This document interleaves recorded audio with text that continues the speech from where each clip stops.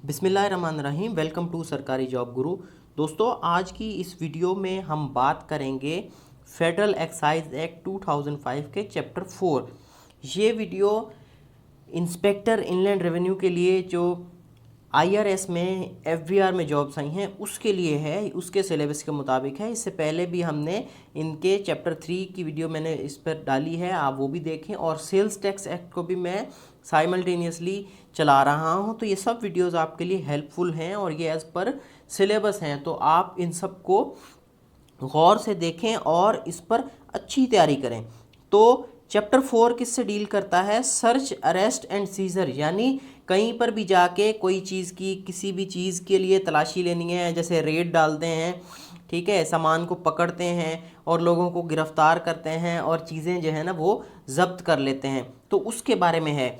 तो section number 25 क्या कहता है कि तमाम तलाशी या गिरफ्तारियां जो भी फेडरल एक्साइज एक्ट के थ्रू होंगी या इसके तहत होंगी, तो इनका तरीक़ेकार क्या होगा? इनका तरीक़ेकार वही होगा जो कोड ऑफ क्रिमिनल प्रोसीजर 1898 उसके चैप्टर 5 में जो है बताया गया है कि किस तरह से गिरफ्तारी करनी है और किस तरह से सर्च ऑपरेशन करना है। कहीं पर भी हमें इन्फॉर्मेशन मिली है इंस्पेक्टर को, तो फिर वहाँ जाके सर्च कैसे करना है, देखना कैसे, तलाशी कैसे लेनी है, उन चीज़ों को जो है वो अगर कोई मिलती हैं तो उनको पकड़ना कैसे है, लोगों को कैसे पकड़ना है और जो है ना उनको सीज़ कैसे करना है, यानी जब्त कैसे करना है, अपने कंट्रोल में कैसे लेना है। तो ये क्या बता रहा है कि कोड ऑफ क्रिमिनल प्रोसीजर 1898 के तहत होगा जो भी होगा। फिर क्वेश्चन सेक्शन 26 में क्या कहता है कि तमाम जाली सिगरेट या मशरूबात, जो भी बेवरेजेस वगैरह जैसे कोल्ड ड्रिंक वगैरह होती हैं या इस तरह की चीज़ें जो कि जाली होती हैं, एज़ पर एसओपी नहीं होती और वो गलत तरीके से बनाई जाती हैं, या उनके ऊपर जो है ना लेबल दूसरों का लगा दिया जाता है। जैसे बहुत सारी बड़ी कंपनीज़ का जो है ना लेबल यूज़ करके चीज़ 2 नंबर बनाई जाती है।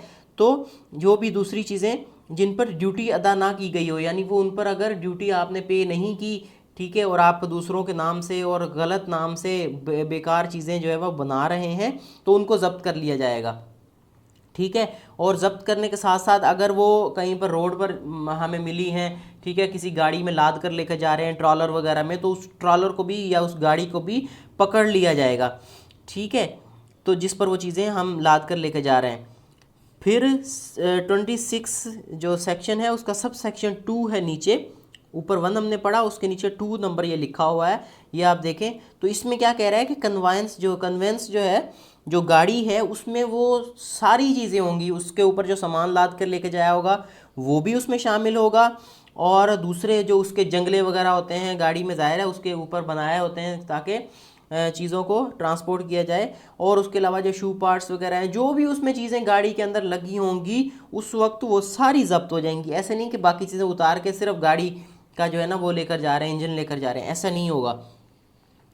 फिर है सेक्शन 27, यानी तमाम सिगरेट या मशरूबात जो भी जाली होने की वजह से ज़ब्त होंगे, ऊपर जैसे हमने बात की, जो गैर कानूनी तरीके से बनाए जा रहे होंगे या उन पर ड्यूटी अदा नहीं की होगी, तो उनको वापस कभी नहीं किया जाएगा, ठीक है। जो भी काउंटरफिटेड का वर्ड यूज़ हुआ है तो वो वापस कभी नहीं होंगी। और सेक्शन 19 के सब सेक्शन 10 के मुताबिक उनको तबाह किया जाएगा। सेक्शन 19 चैप्टर 3 में है, जो इससे पहले वीडियो बनी है उसमें है सेक्शन 19, तो उसमें बताया गया है कि जो भी सामान लिया जाएगा उसको तबाह किया जाएगा in the presence of commissioner, ठीक है, और उनका एक एसओपी होगा, उसके थ्रू उसको जो है ना वो डिस्ट्रॉय कर दिया जाएगा। फिर सेक्शन 27 का सब सेक्शन 2, यानी अगर ऐसी अशिया जिन पर ड्यूटी लागू हो, यानी कोई भी चीज़ है जिसके ऊपर ड्यूटी या टैक्स देना बनता है, ठीक है, और मालिक क्या कर रहा है, उसको अदा उसने ना की हो, नहीं दे रहा हो, तो उसके मालिक को एक ऑप्शन ये दिया जाएगा कि ठीक है, आप इस पे जो पेनल्टी या फ़ाइन आपका बनता है वो आप इस पर अदा करो, ड्यूटी भी दो, ठीक है, जो कि सेक्शन 19 के तहत है, जो भी बनती हैं पेनल्टीज़ वगैरह, ठीक है, जितनी भी पेनल्टी बनती है तो वो उसको ऑप्शन दिया जाएगा कि ठीक है भाई आप इस पर अदा करो, ठीक है। अगर वो नहीं करता तो फिर क्या होगा, वो जो सामान है उसको ऑक्शन कर दिया जाएगा, नीलाम कर दिया जाएगा, बेच दिया जाएगा, ठीक है। फिर उससे बेचने के बाद जो फिर वो जो ड्यूटी होगी या पेनल्टी होगी वो सरकार या एफबीआर अपने कंट्रोल में ले लेगा। तो फिर बाद में उस बंदे को ये हक नहीं है कि भाई वो फिर बोले कि भाई मुझे इन्होंने टाइम नहीं दिया या मुझे ऑप्शन नहीं दिया, अब मुझे जो है ना मैं इसका ड्यूटी अभी अदा करता हूँ, मेरा सामान मुझे वापस दे दें। तो बाद में ऐसा नहीं होगा, पहले उसको जो है ना वो चांस दिया जाएगा, उसको बोला जाएगा कि वो क्लेम कर सकता है। कब क्लेम कर सकता है? जब उसके ऊपर फाइन और जो है ना पेनल्टी भरेगा वो, क्योंकि वो तो उसके ऊपर लगेगी, बाकी सामान उसको वापस मिल सकता है। फिर 27 के 3 में क्या कहता है? 27 का 3 कहता है कि अगर जब्त किया हुआ सामान सिगरेट या तंबाकू इंसानी इस्तेमाल के काबिल ना रहा हो, मतलब वो एक्सपायर हो जाता है, जैसे चीज़ें एक्सपायर हो जाती हैं, ठीक है, तो वो हो गई हों या बेचने के काबिल ना रही हों, जैसे ख़राब हो जाती हैं पैकेट्स जो है ना सिगरेट के, या वो थोड़े पिस गए हों, ठीक है, उनकी शेप ख़राब हो गई है, तो बेचने के काबिल ना रहा हो, तो कमिश्नर क्या करेगा? उसको हुक्म देगा कि भाई एज़ पर एसओपी इसको सामान को डिस्ट्रॉय कर दें, तबाह कर दें, ख़त्म कर दें। फिर है सेक्शन 28। सेक्शन 28 में भी 1 और 2 हैं। तो 1 में क्या कहता है कि अब जो गाड़ी वो पहले पकड़ी थी, हमने बात की थी, कन्वेंस जो है ना वो पकड़ी जाएगी जब उसके ऊपर काउंटरफिटेड ये जाली चीज़ें लेकर जा रहे होंगे जिनके ऊपर टैक्स नहीं होगा। तो वो पकड़ी जो थी वो जाली एशिया के साथ, तो एडजुडिकेटिंग अथॉरिटी जो है ना उसके पास ये हक है कि उस मालिक से उस गाड़ी के बराबर किसी भी बैंक में गारंटी 1 साल तक के लिए लेकर गाड़ी को छोड़ दे।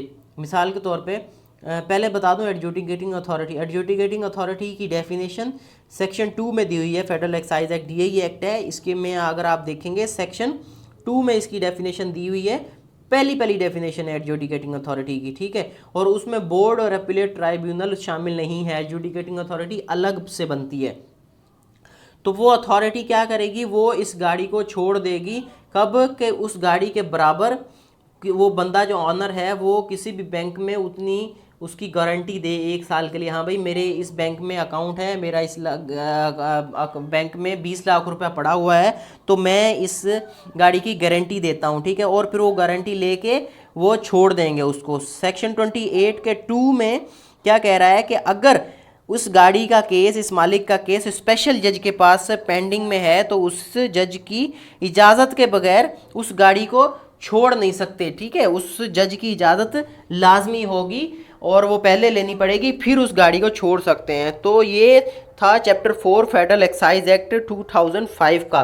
तो इसके बारे में इससे पहले वाला भी देखें, इसके बाद वाला भी देखें कि कौन सी पेनल्टीज़ होती हैं, कैसे फ़ाइन लगता है, और उसके अलावा भी इस पर सेल्स टैक्स एक्ट पे भी मैं वीडियोस बनाई हुई हैं, वो भी आप देखें। तो अगर तो ये वीडियो आपको पसंद आई है तो प्लीज़ इसे लाइक करें, इस पर कमेंट करें और इसे दूसरों तक शेयर करें और हमारे चैनल को सब्सक्राइब करें। Thank you.